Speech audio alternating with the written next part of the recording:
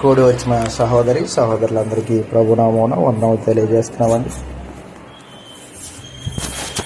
దేవుని వాక్యాన్ని మనం ఆలోచన చేస్తాం.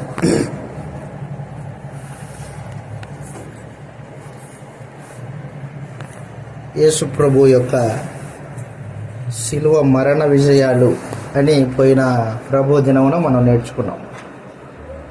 క్రీస్తు ప్రభు యొక్క శిలువ మరణంలో ఆయన సాధించిన విజయాలు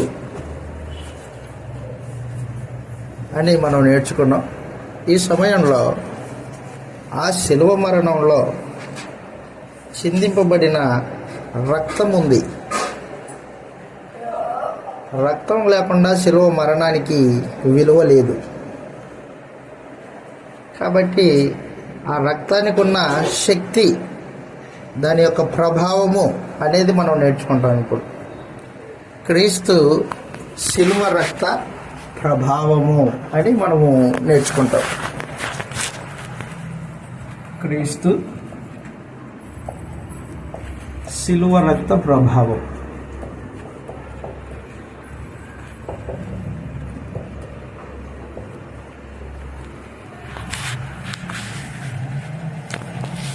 శిలువ మీద చనిపోయిన వారు చాలామంది ఉన్నారు. క్రీస్తే కాదు, చాలామంది చనిపోయిన వారు వారి పాపాన్ని బట్టి, వారి దోషాన్ని బట్టి, నేరాన్ని బట్టి శిలువమాన మీద చనిపోయిన వాళ్ళు ఉన్నారు. అయితే క్రీస్తు ప్రభు ఏ పాపం చేయని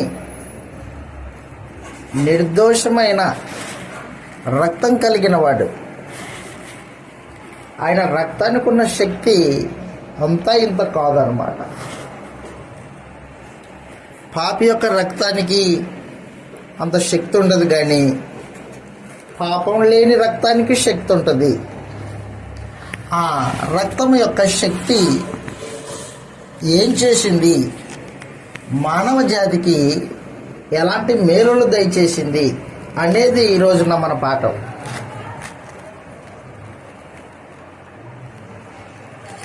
రక్తం యొక్క ప్రభావము అన్నాడు.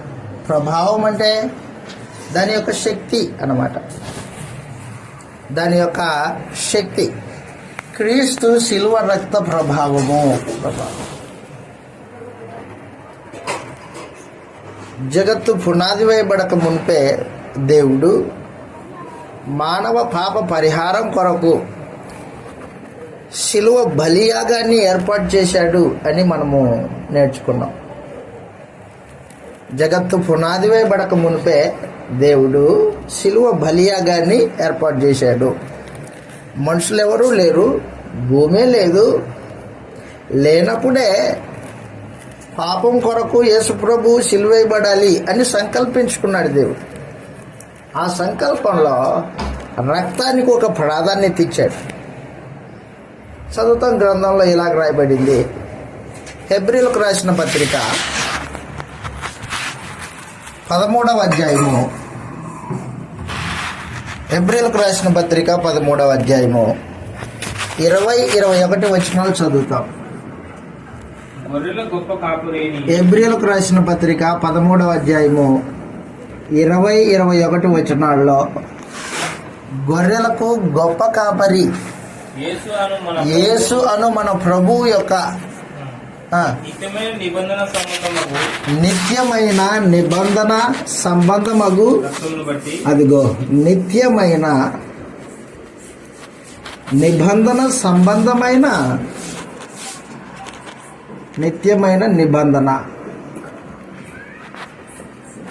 సంబంధమైన రక్తం. పరమందున్న దేవుడు యేసు ప్రభు యొక్క రక్తము ద్వారా మానవ జాతితో నిత్య నిబంధన చేసుకోదలుచుకున్నాడు. నిత్య నిబంధన, శాశ్వత నిబంధన, రక్త నిబంధన. అది నిర్దోషమైన రక్తం చేత మానవ జాతితో, మనుషులతో నిబంధన చేసుకోవడానికి ఉద్దేశించాడు దేవుడు. నిబంధన చేసుకోవాలంటే రక్తం ఉండాలి. రక్తం లేకోకుండా నిబంధన అది బలహీనమైనదై ఉంటుంది ఆ నిబంధన. పూర్వం ఇశ్రాయేలీలతో ధర్మశాస్త్రం అనే నిబంధన చేసుకున్నప్పుడు కూడా ఆయన గొర్రెల యొక్క మేకల యొక్క రక్తాన్ని నిబంధన పలకల మీద ప్రోక్షింపమని మోషేకి చెప్పాడు. రక్తం లేకుండా పాపక్షమాపణ కలగదు, రక్తం లేకోకుండా నిబంధన స్థిరపరచబడదు. రక్త నిబంధన అన్నమాట. కాబట్టి మానవ జాతితో దేవుడు చేసుకొనబోయే ఆ నిత్య నిబంధన రక్త నిబంధన. రక్తము ద్వారా మానవ జాతితో ఒక ప్రత్యేకమైన నిబంధన చేసుకోదలిచాడు దేవుడు. ఎప్పుడు ఈ సమాచారం ఇది? భూమి లేదు, ఆకాశం లేదు, మానవ జాతే లేదు. అప్పటికే దేవుడు క్రీస్తు ప్రభు రక్తం ద్వారా నిత్య నిబంధన చేయాలి అని ఆలోచన చేశాడు మానవ జాతితో. దాని ప్రకారంగానే క్రీస్తు శిలువ రక్తానికి ప్రాముఖ్యత వచ్చింది. పేతురు గారు రాసిన మొదటి పత్రిక 1వ అధ్యాయము 19వ వచనం నుండి మనం చదివినప్పుడు, జగత్తు పునాది వేయబడక మునిపే క్రీస్తు ప్రభు రక్తమును గూర్చి, ఆ రక్తం ద్వారా జరగబోయే కార్యక్రమాల గురించి దేవుడు ఆలోచన చేసి సంకల్పించుకున్నాడు. అమూల్యమైన రక్తం, యేసు ప్రభు రక్తం అమూల్యమైన రక్తం. అనగా అమూల్యం అంటే చెప్తున్నాడు, నిర్దోషము నిష్కలంకమగు గొర్రె పిల్ల వంటి క్రీస్తు రక్తము చేత విమోచింపబడితిరని మీరు ఎరుగుదురు కదా. ఆయన యేసుక్రీస్తు జగత్తు పునాది వేయబడక మునిపే నియమింపబడెను.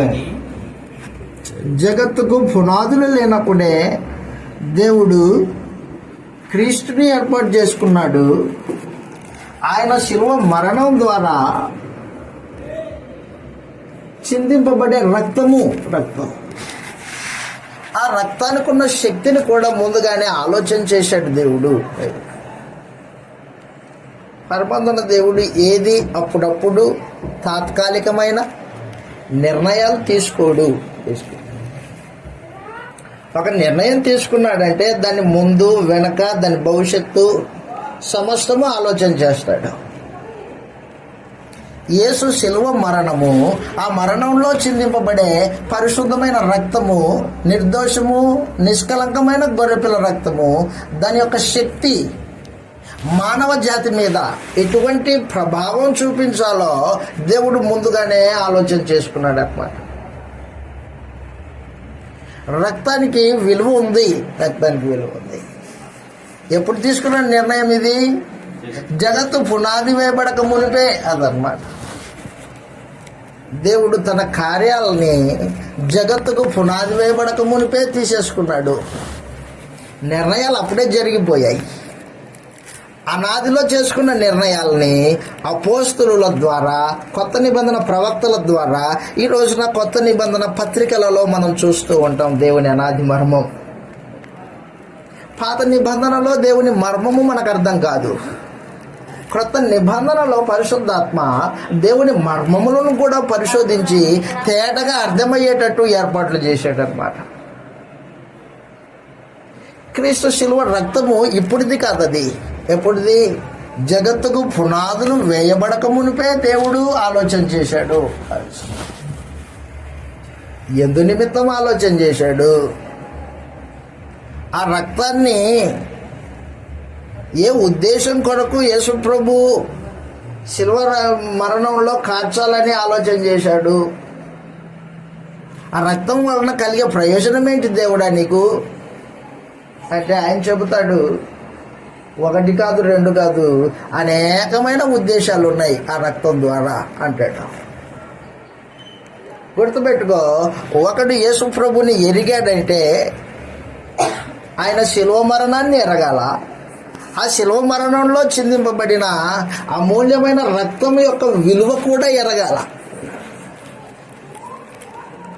శిలువ రక్తం యొక్క విలువ తెలియకోకుండా యేసు నువ్వు తెలిసినట్టు కాదు, యేసుని ఎరిగినట్టు కాదు. కాబట్టి ఈ రోజున యేసుని ఎరగడంలో ప్రాముఖ్యమైన సమాచారము శిలువ రక్తాన్ని ఎరగడం అయ్యింది. అది ఆ రక్తం యొక్క విలువ తెలిసి ఉండాలి. దాని యొక్క శక్తి, దాని యొక్క ప్రభావము మానవునిలో ఏ విధంగా పనిచేస్తుందో,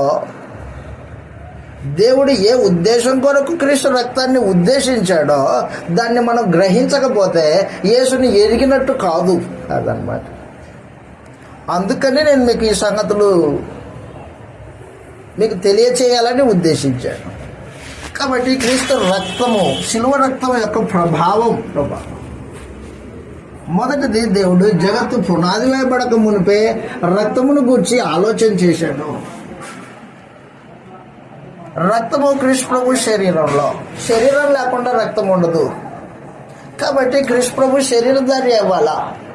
శరీరధారి అవ్వాలంటే ఆయనకు ఒక శరీరం ఉండాలా. శరీరం లేదు పరలోకంలో యేసు ప్రభుకి, ఆత్మయ్య అయి ఉన్నాడు, శరీరం లేదు.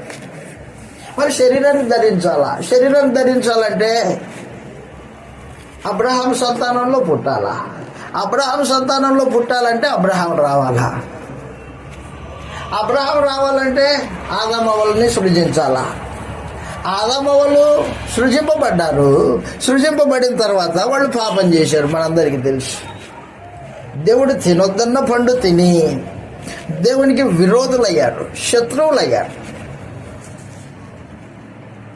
ఎప్పుడైతే దేవుడితో శత్రుత్వం తెచ్చుకున్నారో మానవ జాతి, ఆ రోజే దేవుడు యేసు ప్రభువుని ఆదమవ్వల పాపాల కోసం భూమి మీదకి పంపలా. మొదటి పాపం జరిగినప్పుడే యేసు ప్రభువుని భూమి మీదకి పంపించాడా? పంపించలా. ఎందుకు? అప్పుడే ప్రారంభంలోనే యేసు ప్రభుని పంపించుంటే మానవ జాతి పాపం చేయకోకుండా ఉండేది కాదు. మన నిర్ణయాలు అవి. దేవుడు తన సంకల్పంలో ఎప్పుడు యేసు ప్రభుని పంపించాలో, ఎప్పుడు మానవ పాపమునకు శిక్ష విధించాలో ముందే తీర్మానం చేసుకున్నాడు అన్నమాట. గలతీయులకు రాసిన పత్రిక 4వ అధ్యాయము 4వ వచనంలో దేవుడు కాలములు సమయములు నిర్ణయించేవాడు. కాబట్టి కాలము పరిపూర్ణమైనప్పుడు యేసు ప్రభువుని పంపాలి అని ఆయన ఆలోచన చేసుకున్నాడు. గలతీయులకు రాసిన పత్రిక 4వ అధ్యాయం 4వ వచనంలో, అయితే దేవుడు కాలము పరిపూర్ణమైనప్పుడు అదనమాట. మొదటి పాపం జరిగినప్పుడు కాదు. దేవుడు మనసులో ఒక కాలాన్ని నిర్ణయించుకున్నాడు. ఆ కాలం పరిపూర్ణం అవ్వాలా. కాలము పరిపూర్ణమైనప్పుడు దేవుడు తన కుమారుని పంపెను. కాబట్టి కాలం పరిపూర్ణం కావాలా. ఏ కాలం రావాలా? రోమ ప్రభుత్వ కాలం రావాలా. రోమా కాలంలో యేసు ప్రభు మరియ గర్భాన పుట్టాలా. అదనమాట నిర్ణయాలు. ఎప్పుడు నిర్ణయాలు ఇవి? జగత్తు పునాది వేయబడక మునిపే నిర్ణయాలు. దేని గురించి నిర్ణయం? క్రీస్తు ప్రభు రక్తమును గురించి నిర్ణయం. కాలము పరిపూర్ణం అవ్వాలా, అప్పుడు పంపిస్తాను నేను నా కుమారుణ్ణి. ఆదాం పాపం చేసినప్పుడు పంపేయలేదా? పంపేయలేదు. హేబేలు చంపబడినప్పుడు యేసు ప్రభుని పంపించలేదా దేవుడు? లేదు. కయ్యూను పాపం కొరకు పంపలేదు. కాబట్టి కాలము పరిపూర్ణము అనే ఒక ఏర్పాటు చేసుకున్నాడు ఆయన. ఎఫెసీయులకు రాసిన పత్రిక 1వ అధ్యాయము 9వ వచనంలో ఈ మాట రాయబడింది.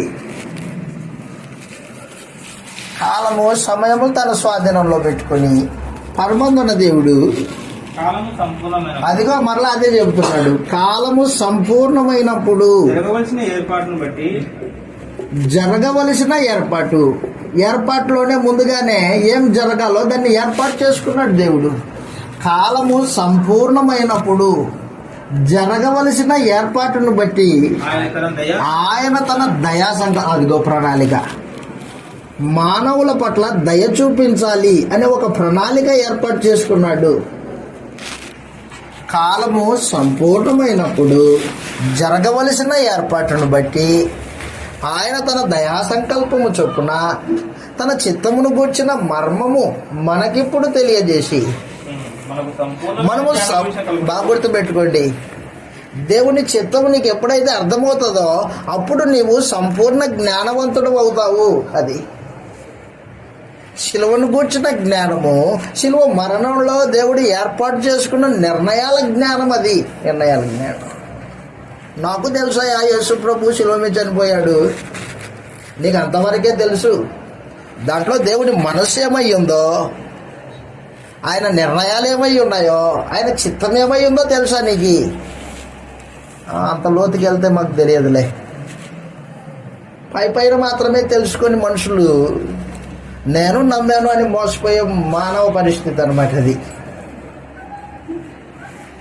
కాలము సంపూర్ణమైనప్పుడు జరగవలసిన ఏర్పాటును బట్టి ఆయన తన దయా సంకల్పము చొప్పున తన చిత్తం అంటే మనసు, తన చిత్తమును గూర్చిన మర్మము ఉంది మాకు తెలియజేసి, మనకు అంటే సంఘానికి కరెక్ట్, మనకు తెలియజేసి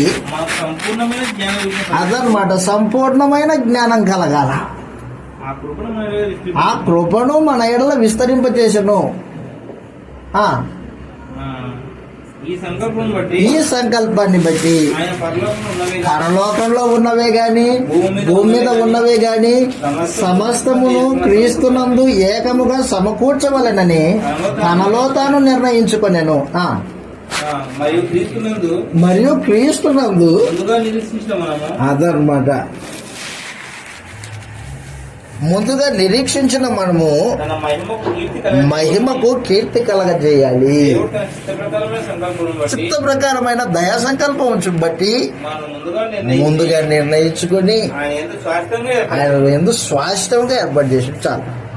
కాబట్టి పరమందున దేవుడు జగత్తు పునాది వేయబడక మునిపే క్రీస్తు శిలువ రక్తమును గురించి ఆలోచన చేశాడు. ఆ రక్తము మానవ జాతి పాప విమోచన కొరకు ఏర్పాట్లు చేశాడు.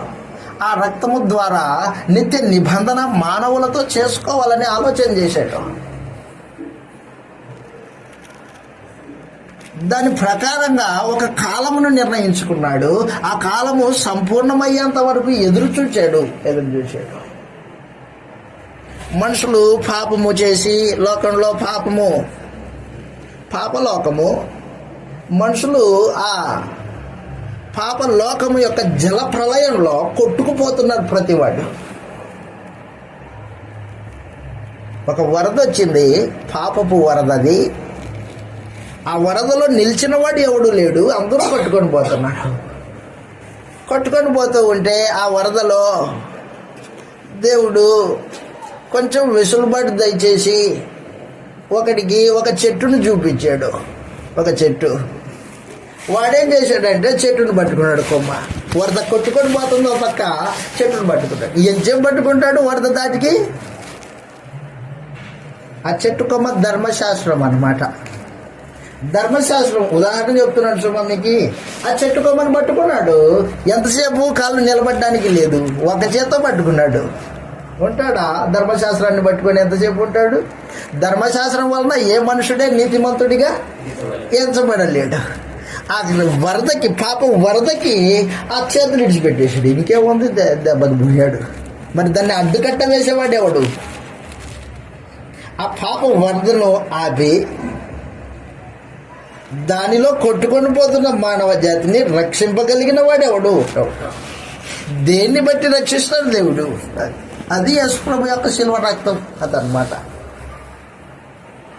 కాబట్టి ధర్మశాస్త్రము అంతంత మాత్రానే మనుషుడికి సహాయం చేసిందే తప్ప పూర్తిగా సహాయం చేయడానికి ఉద్దేశించింది కాదు. అది జగత్తు పునాది వేయబడక మునిపే దేవుడు నిర్ణయించిన క్రీస్తు ప్రభు రక్తం వచ్చేంత వరకు అది కొద్ది కాలమే తాత్కాలికమైన సహాయం చేసింది. అది కూడా సహాయం చేసిందా? నిలబడలేకపోయాడు మనుషుడు. కాబట్టి క్రీస్తు శిలువ మరణము తప్పనిసరిగా దేవుడు మానవ జాతి విమోచన కొరకు ఏర్పాటు చేశాడు అన్నమాట. ఇంకెన్నడే కొట్టుకొని పోయే పరిస్థితులు లేవు. ఎప్పుడైతే రక్తం దగ్గరకు వచ్చావో, ఏ పాపమే నిన్ను దేవుని సముఖంలో నుండి దూరం చేయలేని ఏర్పాటు చేశాడు యేసు ప్రభు రక్తము, శిలువ రక్తము శక్తి ద్వారా అదనమాట. కాబట్టి ఆయన చిత్తమును గుర్చిన మర్మము మనము తెలుసుకొని సంపూర్ణమైన జ్ఞాన వివేచన పొందినట్లు ఏర్పాటు చేశాడు. ఇదేది తెలియకపోయినా నాకు బైబిల్ తెలుసు అని మాట్లాడే బోధకులైన వారు అనేక మంది. ఒకరి గురించి మనకు అనవసరం. సంఘంగా మనము ఆ సిల్వర్ రక్తమును గురించిన శక్తి మనం తేటగా తెలిసి ఉండాలి. ఒకరి గురించి మనకు అనవసరం. నీకు తెలుసా? అదే నీకు తెలియాలా. అందుకే చెప్పాడు, ఏమన్నాడు? మనము అన్నాడు. మనకు తన చిత్తమును గురించిన సంపూర్ణమైన జ్ఞానము కలుగునట్లు అన్నాడు అనమాట. కాబట్టి దాని గురించి ఆలోచన చేస్తాం. ఇప్పుడు దీంట్లో ప్రాముఖ్యంగా యేసు ప్రభు యొక్క శిలువ రక్తం, ఆ రక్తం ద్వారా జరగబోయే దేవుని ఏర్పాటు, అది మనుషులకు అర్థం కావాలా. అర్థం కావాలంటే ఏం చేస్తాడంటే, మొదటిగా దేవుడు మానవ జాతికి రక్తం యొక్క విలువ చెప్పడానికి ఆలోచన చేశాడు. రక్తం యొక్క విలువ వాని మనస్సుకు అర్థం కావాలా. వాని మనస్సుకు అర్థం కావాలంటే ఏం చేస్తే సరిపోతుంది? అది రక్తం. ఒకసారి చిన్న పిల్లోడికి పరిగెత్తుకుంటూ వెళ్తుంటే గాయమైంది, కింద పడ్డాడు, గాయపడ్డాడు, రక్తం పోతుంది. రక్తం పోతుంటే రక్తం పోతుంది, గుడ్డ తీసుకురా, కట్టేయి, రక్తం పోకూడదు. రక్తం పోతే ఏమవుతుంది? రక్తం పోతే వాడు చచ్చిపోతాడు. దేహానికి ప్రాణము రక్తమే. రక్తం. ఒక ఆమె కూరగాయలు కట్ చేసుకుంటూ చేయి కోసుకుంది, వెంటనే నోట్లో పెట్టుకుంది. ఆమె ఏం మనిషిందంటే రక్తం పోతుంది, రక్తం పోకూడదు. రక్తం పోతే ఏమవుతుంది? ప్రాణం పోతుంది. దేహానికి ప్రాణము రక్తం అన్నమాట. దేవుడు దానికి ప్రాధాన్యత ఇచ్చాడు. దేహం బ్రతికుండాలంటే రక్తం ఉండాల. రక్తం లేకపోతే దేహం బ్రతికుండదు. అది కదలలేదు, నడవలేదు. రక్తం లేకపోతే బలహీన పడిపోతుంది. కాబట్టి మానవ నిర్మాణంలోనే దేవుడు రక్తానికి ఒక ప్రాధాన్యత ఇచ్చాడు. దాని విలువ మనుషులకు తెలియజేయాలి అని ఉద్దేశించి ఏం చేశాడంటే, ప్రారంభంలో మనుషులకి ఆహార నియమావళి విషయంలో ఆకుకూరలు తినమని చెప్పాడు ఆయన. ఏ జంతువైనా ఆకుకూర తినాల్సిందే. సింహమైనా పులైనా ఆకుకూర తినాల్సిందే. సాటి జంతువుని చంపుకొని రక్తం తాగే పరిస్థితులు దేవుడు ఆరంభంలో ఏదేం తోటలో ఏర్పాటు చేయలేదు. ఆదికాండము 2వ అధ్యాయం 1వ అధ్యాయం. ఆదికాండము 1వ అధ్యాయము 27వ వచనంలో ఈ మాట రాయబడింది. ఆదికాండము మానవ ఆహార నియమావళి. ఆదికాండం 1వ అధ్యాయము 27వ వచనంలో 27 1వ అధ్యాయము 27వ వచనంలో దేవుడు తన స్వరూపం 26 తన స్వరూపమందు తన పోలిక చొప్పున మన పోలిక చొప్పున నరులను చేయదము. సముద్రపు చేపలను, ఆకాశ పక్షులను, పశువులను, భూమి మీద ప్రాకు ప్రతి జంతువును ఏలుదురుగాకని పలికెను. దేవుడు తన స్వరూపమందు సృజించెను. దేవుని స్వరూపమందు సృజించెను. స్త్రీనిగాను పురుషునిగాను సృజించెను.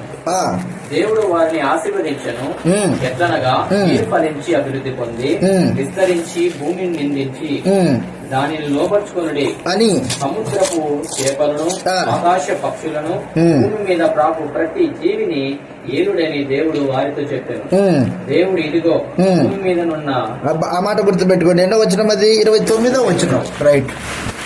దేవుడు ఇదిగో భూమి మీద ఉన్న విత్తనములిచ్చు, ప్రతి చెట్టు విత్తనాలిచ్చు, ప్రతి వృక్షము మీకిచ్చి ఉన్నాను. మీకు ఆహారమగును.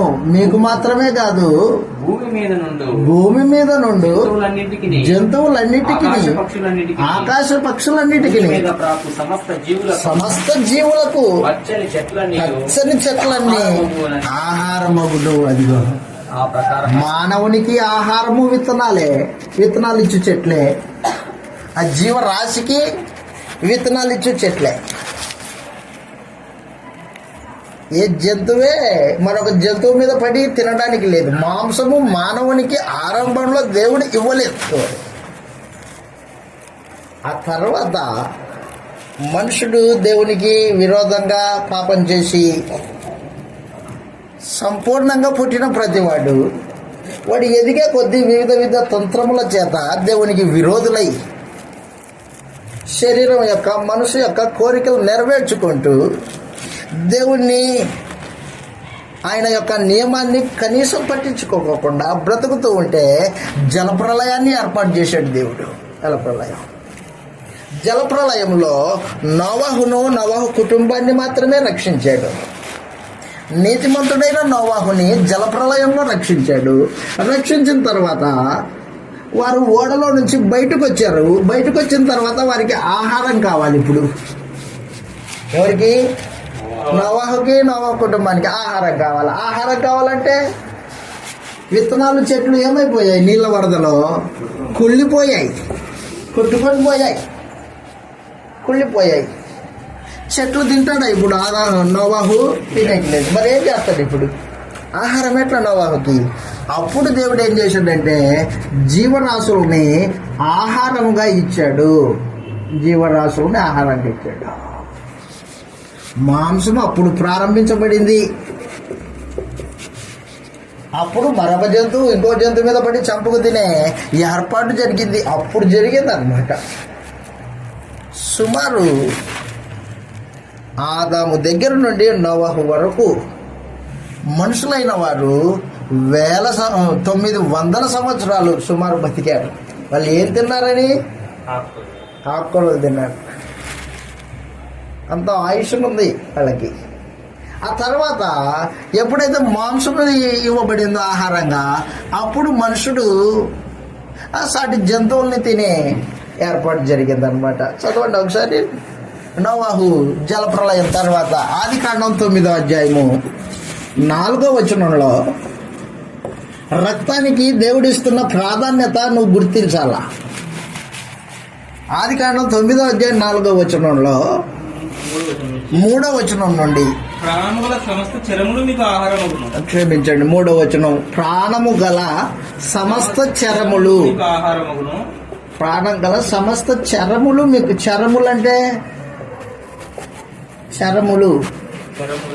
చరములు అంటే కదిలేవి, స్థిరములు కదలనివి, స్థిరంగా ఉండేవి.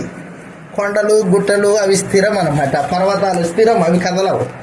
చరములు ఏంటివి? జంతువులు, పక్షులు, జీవరాశులు చరములు. ప్రాణము గల సమస్త చరములు మీకు ఆహారమగును. పచ్చని కూర మొక్కలు ఇచ్చాడే ప్రారంభంలో, అలాగే ఇవి కూడా తినమని ఇస్తున్నాను. ఇప్పుడు వాటిని మీకు ఇచ్చి ఉన్నాను. అయినను అదిగో రక్తాన్ని సపరేట్ చేస్తున్నాడు ఆయన. మాంసాన్ని తిను కానీ రక్తాన్ని తినొద్దు అదనమాట. రక్తమే దాని ప్రాణం. రక్తం తినకూడదు. రక్తాన్ని తినేవాడిని నేను నిర్దోషిగా ఎంచను. మనం మనుషుడికి ఆ గొర్రెనో పొట్టెలనో పోసినప్పుడు రక్తం ప్లేట్లో పడతాడు. ఏం చేసుకుంటావా దాంతోని? దాన్ని బాగా ఎండబెట్టి కండగట్టిన తర్వాత దాన్ని తీసుకొని కుప్పలో ఒక్కొక్క రక్తపు ముద్ద వేస్తాడు. రక్తం ఏది తినొద్దన్నాడో దేవుడు, దాన్ని తిని మానవుడు దేవుడికి విరోధయ్యే పరిస్థితులు అన్నమాట. మాంసము రక్తంతో కలిపి తినకూడదు. ఎందుకు తినకూడదు? లేవియకాండం 17వ అధ్యాయం 11వ వచనంలో ఇశ్రాయేలీలకు పరమందున దేవుడు వారి పాప పరిహార్థం కొరకు బలులు తీసుకురామని చెప్పాడు. బలులు తీసుకొని రమ్మని చెప్పాడు. ఏ బలి? గొర్రెల యొక్క, మేకల యొక్క రక్తం తీసుకొని రమ్మన్నాడు. తీసుకొని రమ్మని చెప్పినప్పుడే ఆయన ఏమన్నాడంటే రక్తం తినకూడదు అన్నాడు. లేవియకాండం 17వ అధ్యాయం 11వ వచనంలో పరమందున్న దేవుడు రక్తాన్ని సపరేట్ చేస్తున్నాడు.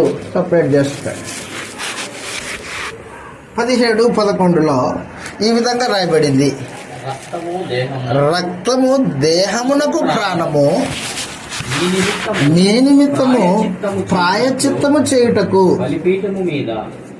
ప్రాయశ్చిత్తం, అదిగో బాగా గుర్తుపెట్టుకో, రక్తానికి దేవుడు ప్రాధాన్యత ఇచ్చాడు. ఏం చేస్తుంది అది? 1 ప్రాయశ్చిత్తం చేయడానికి ఇచ్చాడు, 2 బలిపీఠం మీద పోయడానికి ఇచ్చాడు. బలిపీఠం మీద పోయడానికే ఇచ్చాడంట. తినడానికి లేదు సుమా. రక్తము దానిలో ఉన్న ప్రాణాన్ని బట్టి ప్రాయశ్చిత్తం చేయును. కాబట్టి మీలో ఎవడే గాని రక్తము తినకూడదని, ఏ పరదేశియు రక్తం తినకూడదని ఇశ్రాయేలీయులకు ఆజ్ఞాపించి తిని. అదనమాట, రక్తం తినకూడదు. కాబట్టి ఆరంభం నుండి, మానవ జాతి ప్రారంభం నుండి దేవుడు రక్తాన్ని సపరేట్ చేసుకుంటూ వచ్చాడు.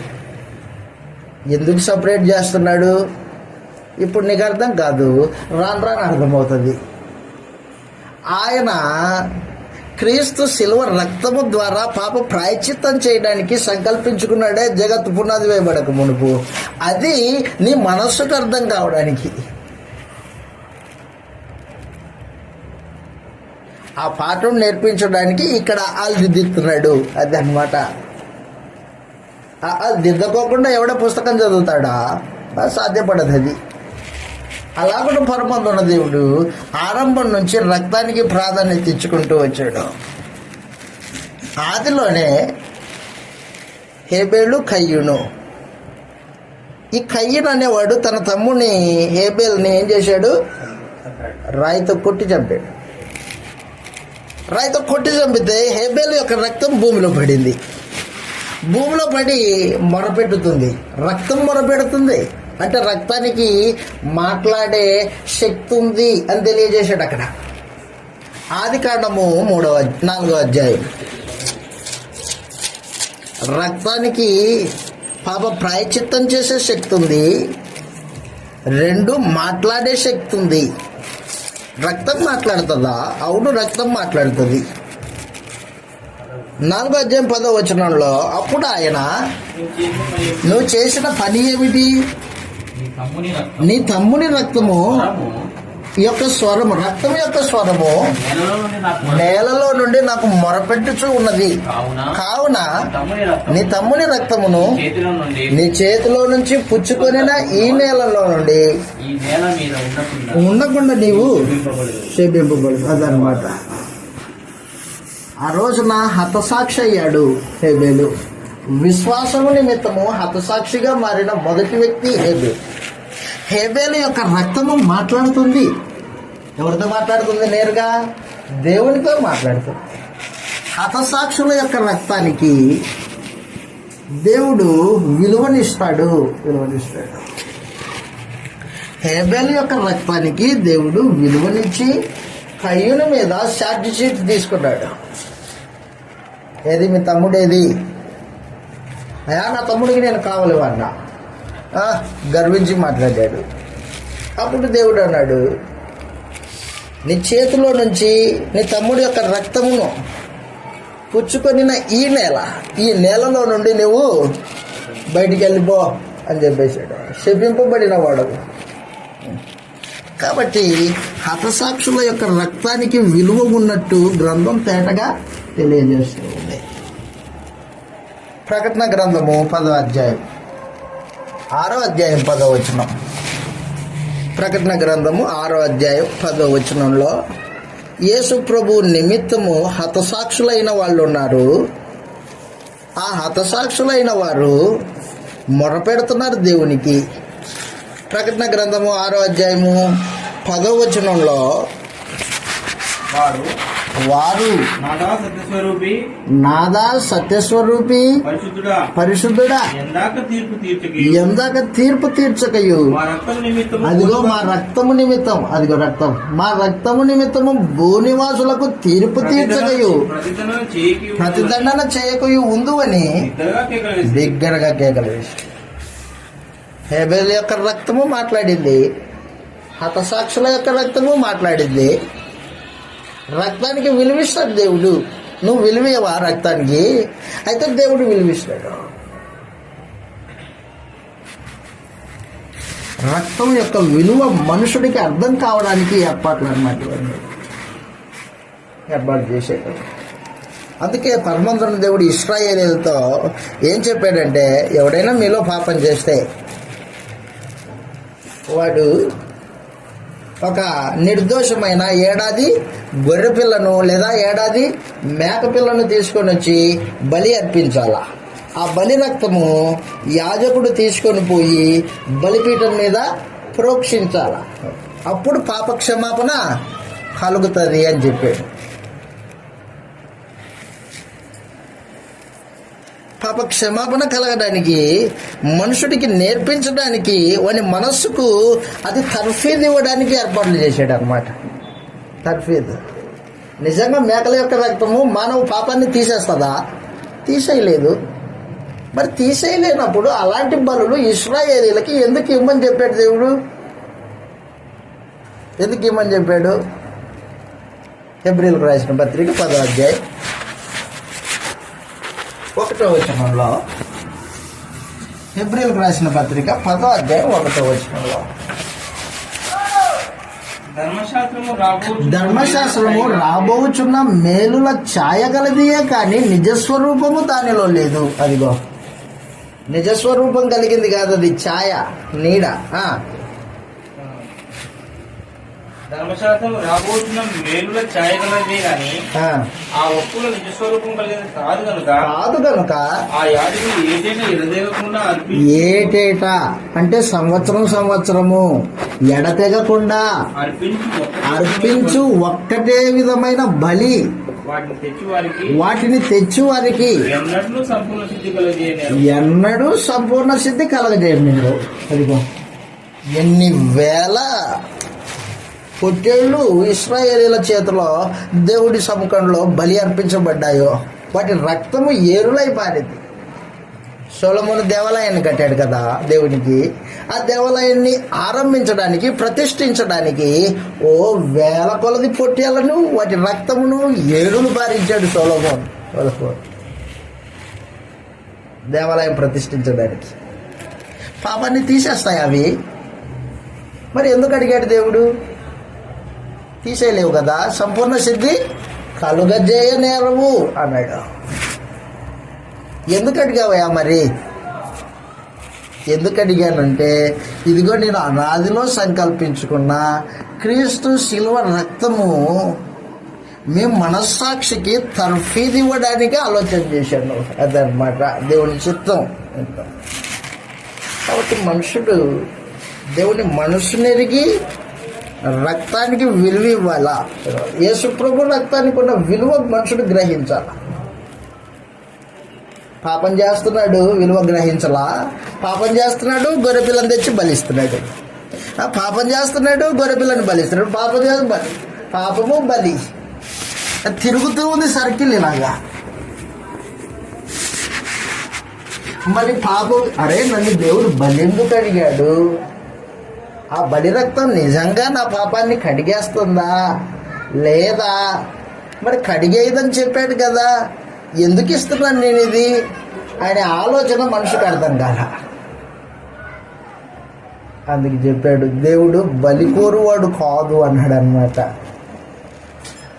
నువ్విచ్చే బలి నాకెందుకు? నేనేమన్నా రక్తం తింటానా?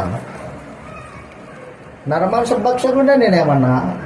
అదే అలాంటి పాపం చేసిన వాడు ఆ పాపానికి శిక్ష ఎంత కఠోరంగా ఉంటుందో దానికి కావలసిన ప్రాయశ్చిత్తము నువ్వు ఏం చేసినా పోదు అనే నీ మనస్సుకు అర్థం కావాలది. ఇక మీదట పాపం చేయకూడదు అనే ఒక తీర్మానం నీ అంతరంగంలో పుట్టాల. బలవంతంగా గొర్రెపిల్లని తీసుకొని వచ్చి దేవుడి సముఖంలో బలిచ్చి అది గిలగిల కొట్టుకుంటూ ఉంటే దాని రక్తాన్ని తీసుకెళ్లి బలిపీఠం మీద ప్రోక్షించావే, దానివల్ల నీకేం ప్రయోజనం లేదు అన్నాడు దేవుడు.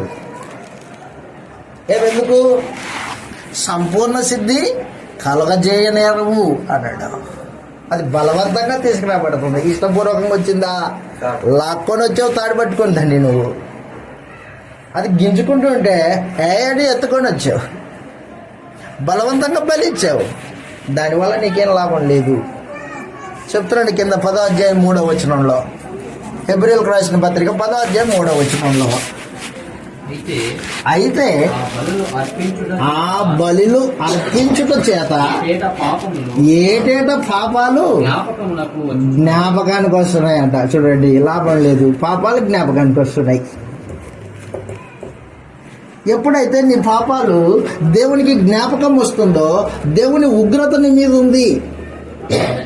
దేవుని ఉగ్రత ఉంది నీ మీద అంటే దేవుని కోపం ఉంది అన్నమాట. దేవుని కోపం. పాపాలు జ్ఞాపకానికి రాకపోతే దేవుని కోపం నీ మీద ఉండదు. హెబ్రీయులకు రాసిన పత్రిక 8వ అధ్యాయం 12వ వచనం. హెబ్రీయులకు రాసిన పత్రిక 8వ అధ్యాయము 12వ వచనంలో, నేను వారి దోషముల విషయమై దయ కలిగి వారి పాపమును ఇక ఎన్నడూ జ్ఞాపకం చేసుకొనను. ఎవరి రక్తాన్ని బట్టి? యేసు ప్రభు రక్తం అన్నమాట. అది గొర్రెల యొక్క మేకల యొక్క రక్తము సంపూర్ణ సిద్ధి కలగజేయలేకపోయింది.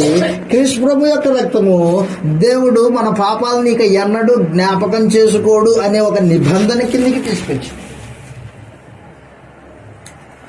రక్తానికి ఉన్న విలువ తెలియదా నీకు?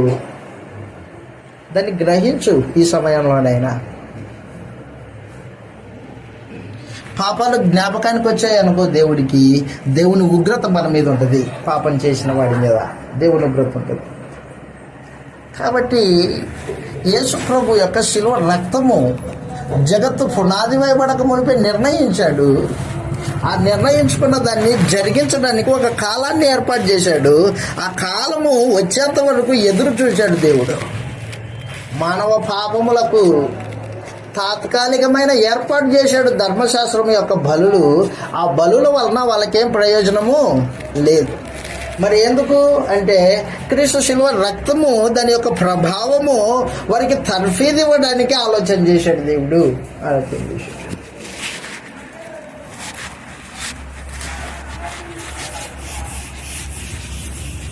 ఏం చేసింది క్రీస్తు ప్రభు శిలువ రక్తం?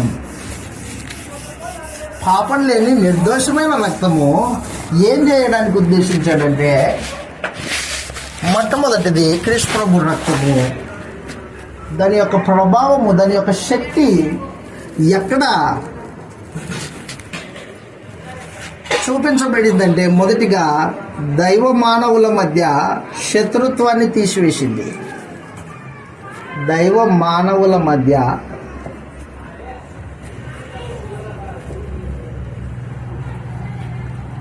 శత్రుత్వాన్ని తీసివేసింది.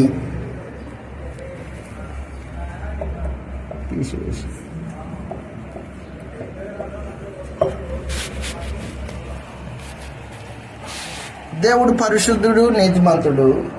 మానవుడు అపరాధి, అపరాధం చేసి అపరాధి అయ్యాడు. పాపం చేసిన వాడు దేవునికి శత్రువు. ఆదాము తన భార్య మాటిని పండు తిన్నాడు. పండు తిన్న తర్వాత దేవుడు నేరుగా వచ్చి పిలిచాడు. ఆదాము నువ్వు ఎక్కడున్నావు అని అడిగాడు. ఆదాము ఎక్కడున్నాడు? చెట్టు దగ్గర దాచిపెట్టుకున్నాడు. ఎందుకు దాచిపెట్టుకున్నాడు? శత్రువుగా మారిపోయాడు. ఆజ్ఞ అతిక్రమించి పాపం వలన వచ్చిన శత్రుత్వం అన్నమాట అది. ఎప్పుడైతే తినొద్దన్న పండు తిన్నాడో శత్రుత్వం వచ్చింది దేవునికి, మనుషుడికి. దేవుని ముఖము ఆదాం చూడలేడు, దేవుడు ఆదాం ముఖము చూడడు. యెషయా గ్రంథము 59వ అధ్యాయము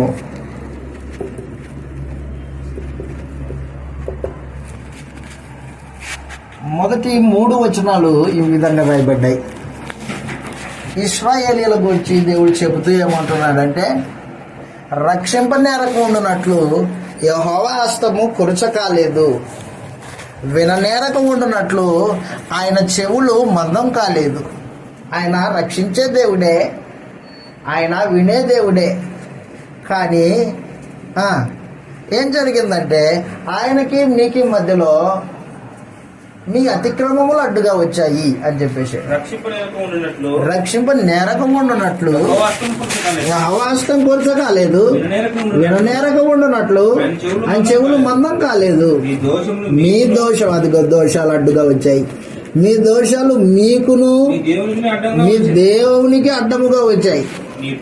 మీ పాపములు ఆయన ముఖమును మీకు మరుగుపరిచెను గనుక ఆయన ఆలకింపకున్నాడు. కాబట్టి దైవ మానవుల మధ్యలో ఇప్పుడు ఏమొచ్చిందనమాట, మధ్యలో దోషాలు వచ్చాయి, పాపములు వచ్చాయి, అతిక్రమాలు వచ్చాయి. దాన్ని బట్టి దేవుడు మానవుని ముఖం చూడడు, మానవుడు దేవుడిని దర్శించుకునే ఏర్పాటు లేదు. ఆదాం ఎక్కడ ఉన్నావు, దాచిపెట్టుకున్నాడు, ఇంకెప్పుడు చూస్తాడు, పాపం చేశాడు. కాబట్టి ఒకని పాపము దైవ మానవుల మధ్య శత్రుత్వాన్ని తీసుకొస్తుంది, చచ్చిన స్థితిలో పడేస్తుంది. ఒకటి పాపం దైవ మానవుల మధ్య ఉన్న శత్రుత్వం పోవాలంటే, అంటే పాపం పోవాలంటే, పాపం పోతే శత్రుత్వం పోతుంది. పాపం పోకోకుండా శత్రుత్వం పోయే ఏర్పాట్లు లేవు. రాజీ పడడు మనుషుడితో దేవుడు. మనకు ఎవరైనా విరోధంగా తప్పు చేశారనుకో, పడితే శత్రుత్వం పెట్టుకున్నాం. శత్రుత్వం పోవాలంటే ఏం చేయాలా, సమాధానం పడాలి. కరెక్టే, సమాధానం పడాలంటే ఏం చేయాలా, దేని వలన మన ఇద్దరి మధ్యలో గొడవ వచ్చిందో అది నువ్వు ఒప్పుకోవాలా, అది రద్దు అవ్వాలా. మన ఇద్దరి మధ్యలో వచ్చిన గొడవకి కారణము ఒక కార్యక్రమము, ఆ కార్యక్రమం ఏమవ్వాలన్నమాట, మన ఇద్దరి మధ్యలో అది తీసేయబడాలా. అప్పుడు సమాధానం వస్తుంది. నేను నీకు విరోధంగా మాట్లాడాను, అప్పుడు నేనేమనాలా, క్షమించనాలా, దాన్ని మర్చిపో అనాలా. మర్చిపోతాడా నిజంగానే, చచ్చేంత వరకు గుర్తుంటుంది అది. నువ్వు ఎన్ని బహుమానాలి అది ఒక పక్క ఉంటుంది. అలాగునా దైవ మానవుల మధ్యలో పాపం అనేది అలా ఉండిపోయింది అనమాట. ఒకడు పాపం చేశాడు, ఈ పాపాన్ని దేవుని ఎదుట రద్దుపరుచుకోవడానికి 10 మంచి కార్యక్రమాలు చేశాడు. ఆ మంచి కార్యక్రమాలు ఈ పాపాన్ని కొట్టేస్తాయా? 10 కాదు, 1000 కార్యక్రమాలు మంచివి చేయి, నువ్వు చేసిన ఈ ఒక్క పాపము రద్దు చేయబడదు దేవుని దగ్గర. ఎందుకు?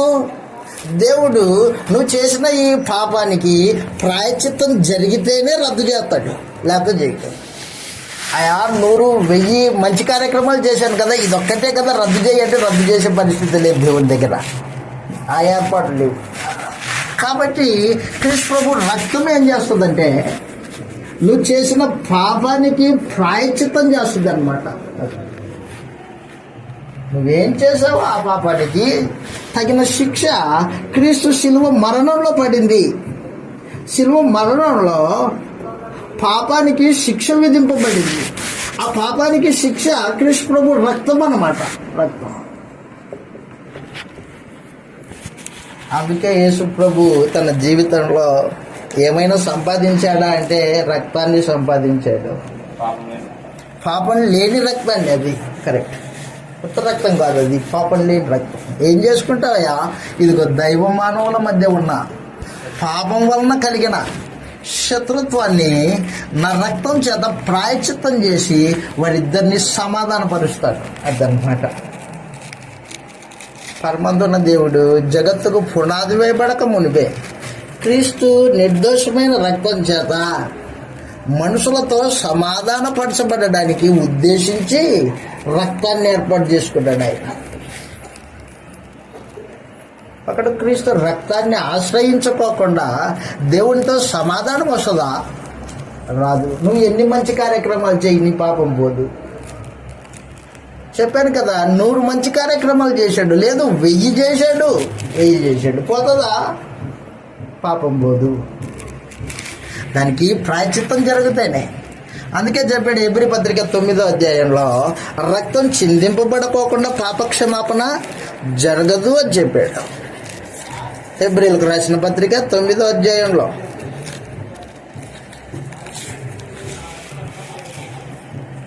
9వ అధ్యాయము 22వ వచనంలో, మరియు ధర్మశాస్త్రం ప్రకారము సమస్త వస్తువులు రక్తం చేత శుద్ధి చేయబడుచున్నవి. అది రక్తం చిందింపకుండా పాపక్షమాపణ కలగదని సామాన్యంగా చెప్పచ్చు. కాబట్టి దైవ మానవుల మధ్యలో ఉన్న శత్రుత్వం ఎక్కడి నుంచి వచ్చింది? శత్రుత్వం పాపం వలన శత్రుత్వం వచ్చింది. నీకు దేవునికి మధ్యలో వైరం అన్నమాట. ఆ వైరాన్ని తీసేసేది ఎట్లాగా? నీ దగ్గర ఏమైనా మార్గం ఉందా? ప్రణాళిక ఉందా? మన దగ్గర ఏముంది? పరమంతున దేవుడే ఒక ప్రణాళిక ఏర్పాటు చేశాడు. అదే క్రీస్తు ప్రభు యొక్క శిలువ రక్తం. కాబట్టి మనుషుడు విశ్వాసం ఉంచాల్సింది క్రీస్తు రక్తమునందు విశ్వాసం ఉంచాలా. రక్తానికి ఉన్న శక్తిని బట్టి ప్రాయశ్చిత్తం చేస్తుంది.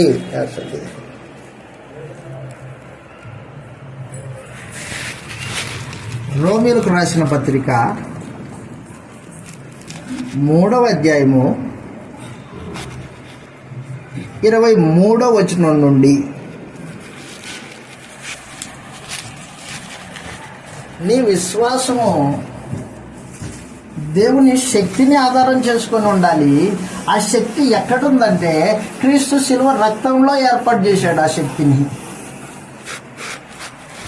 రోమీయులకు రాసిన పత్రిక 3వ అధ్యాయం 23వ వచనంలో, ఏ భేదము లేదు, అందరూ పాపం చేసి దేవుడు అనుగ్రహించు మహిమను పొందలేకపోతున్నారు. కాబట్టి నమ్మేవారు ఏం నమ్మాలా? క్రీస్తు శిలువ రక్తాన్ని నమ్మాలా. ఏమని నమ్మాలా? నా పాపముల కొరకు, నాకు దేవునికి మధ్యలో వచ్చిన ఈ పాప ప్రాయశ్చిత్తం కొరకు దేవుడే యేసు ప్రభు యొక్క శిలువ రక్తాన్ని ఏర్పాటు చేశాడు. నమ్మాలా. చెప్తున్నాడు, నమ్మువారు ఆయన కృపచేతనే క్రీస్తు యేసు నందలి విమోచనము ద్వారా ఉచితముగా నీతిమంతులముగా తీర్చబడుచున్నారు. పూర్వము చేయబడిన పాపములను దేవుడు తన ఓర్మి ద్వారా ఉపేక్షించినందున ఆయన తన నీతిని కనపరచవలనని ఉద్దేశించి క్రీస్తు నందు క్రీస్తు రక్తమునందలి విశ్వాసం, అది రక్తం, ఆ మాట గుర్తుపెట్టుకోవాలి మనం. క్రీస్తు రక్తమునందలి విశ్వాసము ద్వారా ఆయనను కరుణ ఆధారముగా దేవుని కరుణ నువ్వు పొందాలంటే దానికి ఆధారమైనది క్రీస్తు ప్రభు రక్తమునందు విశ్వాసం అన్నమాట. నీళ్ళలో మునిగితే రక్షణ రాదు. మునగడానికంటే ముందే, బాప్తిసం పొందడానికంటే ముందే క్రీస్తు శిలువ రక్తము దాని యొక్క ప్రభావము నువ్వు గుర్తించాలా. జగత్తు పునాది వేయబడక మునిపే దేవుడు ఎందుకు క్రీస్తు ప్రభు రక్తాన్ని ఉద్దేశించాడో ఆ ఉద్దేశాన్ని నువ్వు గ్రహించాలా. కాబట్టి నాకు యేసు ప్రభు తెలుసు, నేను క్రీస్తు ప్రభుని శిలువ మరణాన్ని అంగీకరించాను అంటే ఏం అంగీకరించావో నాకు తెలియదు. ఇలాగే అంగీకరించావా? కాబట్టి మొట్టమొదటిగా దేవుడు మానవులకు మధ్యలో ఉన్న ఈ శత్రుత్వాన్ని తీసివేయడానికి యేసుప్రభు రక్తాన్ని ఉద్దేశించాడు. రోమపత్రిక 5వ అధ్యాయము 9వ వచనం. రోమపత్రిక 5వ అధ్యాయం 9వ వచనంలో, నాకు దేవునితో సమాధానం వచ్చింది అంటాడు. ఏమొచ్చింది నీకు సమాధానం? సమాధానం ఎలాగొస్తుందో తెలియకోకుండా సమాధానం వచ్చింది అనేవాడు వెర్రోడు, అర్ధరహితంగా మాట్లాడుతున్నాడు. చదువుతాం. అక్కడ రాయబడింది రోమపత్రిక 5:9 కాబట్టి ఆయన రక్తము వలన ఇప్పుడు నీతిమంతులంగా తీర్చబడి మరింత నిశ్చయముగా ఆయన ద్వారా ఉగ్రత నుండి అదనమాట. రక్తం వలన నీతిమంతుడు అయ్యావు. ఇప్పుడు ఆయన రక్తం వలన నీతిమంతుడు అయ్యావు. సమాధానము దేవునితో క్రీస్తు రక్తాన్ని బట్టి ఏలయనగా 10వ వచనంలో శత్రువులమై ఉండగా, అదిగో శత్రుత్వం, ఆయన కుమారుని మరణము ద్వారా మనము దేవునితో సమాధానపరచబడిన ఎడల వారమై ఆయన జీవించుట చేత మరి నిశ్చయముగా రక్షింపబడదుము. అదనమాట. రక్షణ అక్కడి నుంచి వచ్చింది. దేవుని ఉగ్రత నుండి రక్షింపబడ్డావు. దేవునితో ఉన్న శత్రుత్వం పోయింది. కొరింథీయులకు రాసిన 2వ పత్రిక 5వ అధ్యాయము 18వ వచనంలో ఈ మాట రాయబడింది. కొరింథీయులకు రాసిన 2వ పత్రిక 5వ అధ్యాయం 18వ వచనంలో ఇలాగ రాయబడింది. సమస్తము దేవుని వలనైనవి, ఆయన